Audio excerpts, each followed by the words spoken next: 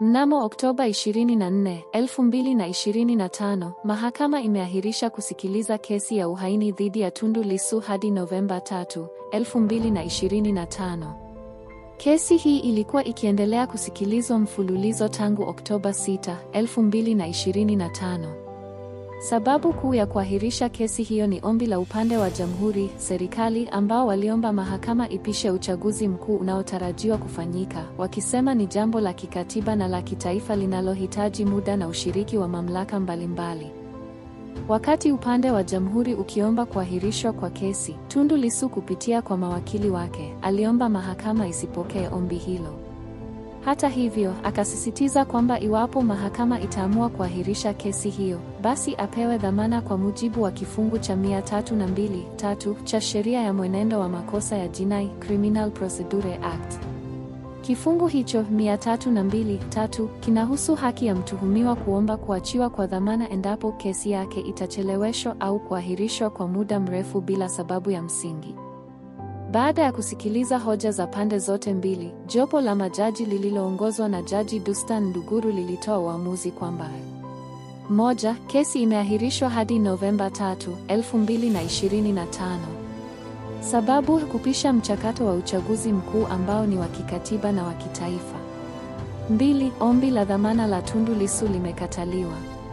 Sababu: kosa la uhaini, treason, ni miongoni mwa makosa yasiyo na dhamana kwa mujibu wa sheria za Tanzania. Maana na athari za uamuzi huu. 1. Kisheria, Lissu ataendelea kuwa rumande, gerezani, hadi tarehe ya kesi inayofuata. Hii ni kwa kuwa kesi za uhaini zinachukuliwa kama makosa mazito yanayohusisha usalama wa taifa, hivyo mtuhumiwa hawezi kuachiwa kwa dhamana. 2. Kisiasa, kesi hii inaendelea kuwa na mvuto mkubwa wa kisiasa, hasa ikizingatiwa nafasi ya Lissu kama kiongozi wa upinzani na mgombea wa zamani wa urais. Kuahirishwa kwa kesi wakati wa uchaguzi pia kunaweza kuibua tafsiri za kisiasa kuhusu uhuru wa mahakama na haki ya kupata usikilizwaji wa haraka, fair trial. 3. Kimaadili na haki za binadamu.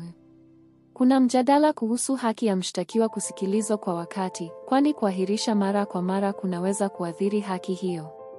Wafuasi na wanachama wa Chadema wanaweza kuona kuwa kuendelea kumweka kizuizini bila dhamana ni kukandamiza haki za kisiasa. Kwa ufupi, taarifa hii inaonyesha hatua mpya katika kesi ya muda mrefu inayomkabili Tundu Lissu, ambapo mahakama imeamua kuahirisha kesi hadi Novemba 3, 2025, lakini bila kumpa dhamana kwa kuwa kosa analoshitakiwa nalo, uhaini, haliruhusu dhamana. Uamuzi huu una athari za kisheria, kisiasa na kijamii, ukibeba uzito mkubwa katika muktadha wa siasa za Tanzania.